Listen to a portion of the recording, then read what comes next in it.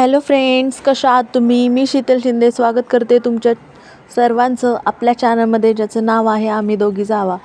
तर आता लवकरच आपला हे वर्ष संपणार आहे आणि आपलं नेक्स्ट इयर 2024 हे सुरू होणार आहे.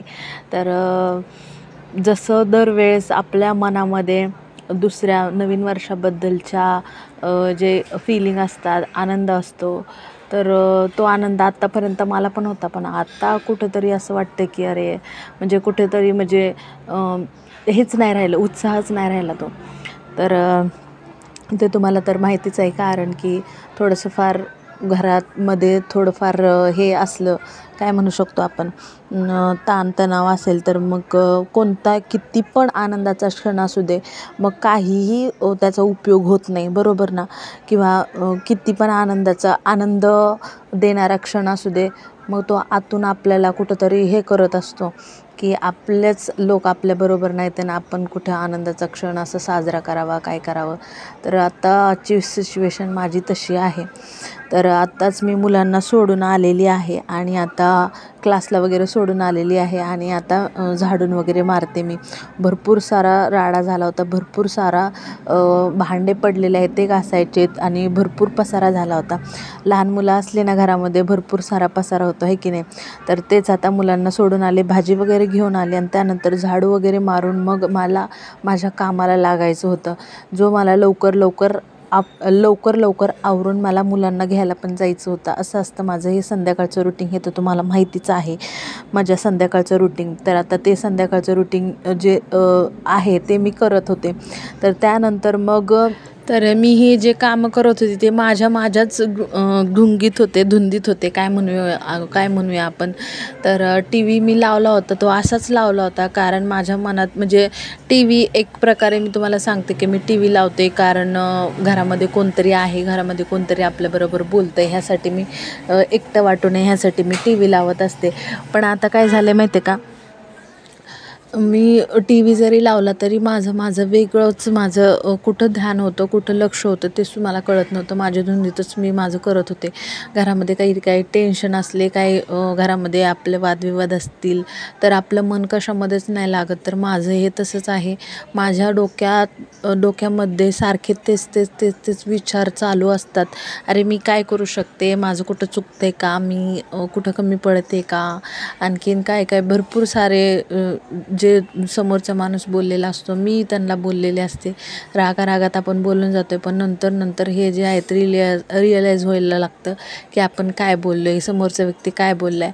आणि तुम्हाला एक असं होतं का, म्हणजे समोरच्या व्यक्तीने आपल्याला बोलले ना, आपण त्यांना बोलताना काही गोष्टी बोलायच्या राहून जातात आणि नंतर मग आपल्याला लक्षात येतं की अरे, त्या व्यक्तीने तर हे आपल्याला बोललं होतं, आपण आपल्याकडं त्याचं उत्तर असून सुद्धा आपल्याला ते देता येत नाही त्यावेळेस. आणि नंतर मग लक्षात येतं की अरे, हे असं होतं ना, आपल्याला बोलायला पाहिजे होतं, आणि बरोबर त्याच वेळेस ते आठवत नाही.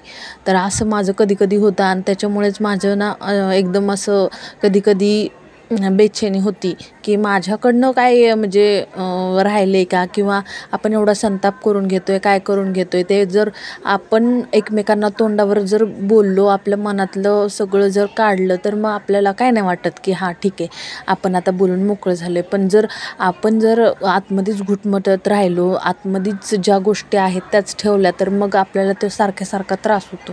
तर मला तर हा त्रास होत असतो. तुम्हाला होतं की नाही माहीत नाही, पण प्रत्येकाची ही कंडिशन असते की सगळ्याला ह्या त्रासातून जावं लागतं.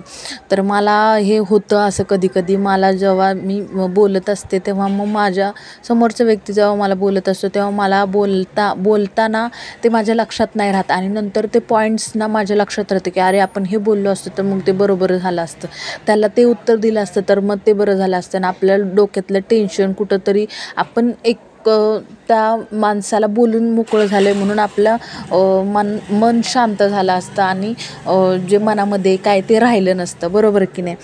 तर हेच सगळं माझ्या डोक्यामध्ये घोंगवत असताना मला काय करावं, कुठे मी कमी पडते, हेच चालू आहे. आणि पूर्ण दिवस तर दुपारी रुपाली आली तर ती दुपारचा दिवस कसा बसा गेला, कारण ती होती बोलायला, मुलं होती त्यांच्या खेळण्याच्या ह्याच्यात मग कुठं दिवस जातो हे कळत नाही. पण संध्याकाळचा हा जो दिवस असतो जिथं मुलं पण नसतात आणि कोणच नसतं, मी एकटीच असते घरामध्ये, टी व्ही फक्त लावलेला असतो मी आणि मी एकटीच माझ्या विचारचक्रामध्ये गुंतलेली आहे की आता म्हणजे दिवसभर गेला कसा, पण आत्ता बोलायला कोणच नाही आहे. जे आहे ते फडाफडा बोलून मोकळं झालं तर ते मन तरी कुठंतरी शांत राहतं. पण करणार काय, असं सिच्युएशन झालेली आहे माझी. तर आता तशाच ह्याच्यामध्ये मी कामं आवरत होते, संध्याकाळचं रुटीन जे आहे ते करत होते आणि आता झाडू वगैरे मारून भाजी वगैरे चिरली होती. शेपूची भाजी मी येताना घेऊन आलेली आहे, खूप दिवसानंतर भाजी आणलेली. आणि त्यानंतर मग भांडे पण घासायला लागलेली आहे. भांडे वगैरे 7 वाजले, पाणी आलं, भांडे वगैरे घासले, पाणी वगैरे भरलं आणि त्यानंतर मग म्हटलं स्वयंपाक करावा. तर स्वयंपाक करायला गेले तर तेच डोक्यामध्ये होतं सगळं की हे असं तसं. आणि त्याच्यामध्येच माझं स्वयंपाक करता करता मी एक माझं प्लॅनिंग होतं की एका गॅसवर मी हे बनवणार, दुसऱ्या गॅसवर मी ते बनवणार. तर लगेचच गॅसचं एका गॅसवर भात लावला आणि दुसऱ्या गॅसचं लगेचच ते बटनच तुटलं, तुम्ही बघू शकता. म्हणजे त्याच डोक्यामध्ये असेल माझं की ते बटन तुटून निघलं आणि माझा अर्धा स्वयंपाक तसंच. म्हणजे आता सगळं एकाच गॅस शेगडीवर करायचं असं. आणि माझं असं ठरलं होतं की मी एका गॅसवर भात टाकेल, दुसऱ्या गॅसवर लगेच भाजी टाकेल, लगेच भात झाला की लगेच भाकरी करेल आणि त्याच गॅसवर भाजी शिजवून घेईन, असं मी करत होते. पण नंतर मग मला असं तुटल्यामुळे मग मेकॅनिकलला फोन करावा लागला आणि त्यांना बोलून घ्यावं लागलं. कारण आता जरी मी मॅनेज केलं कसं पण, तरी उद्या सकाळी उठून मला तेच करणं आहे. कारण एकाच गॅसवर सकाळ सकाळ अजिबात लवकर होत नाही आणि ते उरकत नाही काम. किती वेळ आपण त्याची एकाच शेगडीची वाट बघणार ना. हे झाल्यानंतर त्यासाठी मला मग मेकॅनिकलला बोलवावं लागलं. आणि मग त्यांना बोलवल्यानंतर त्यांनी काय केलं की ते बटन वगैरे चेंज केलं. पण ते म्हटलं की बर्नर तुमचा खराब झाला आहे पूर्ण. आणि गेल्या वेळेस म्हणजे 5-6 महिन्यापूर्वी जेव्हा ते आले होते तेव्हा पण त्यांनी सांगितलं होतं की बर्नर खराब झाला आहे, तुम्ही बर्नर बसवून घ्या. तर मग बर्नर बसवून घेतलं. 1250 रुपये तिथं गेले गॅसच्या एका ह्याच्यातच. तर हे पण करणं गरजेचं होतं. तर त्यानंतर मग मी इकडे स्वयंपाक केलेला आहे.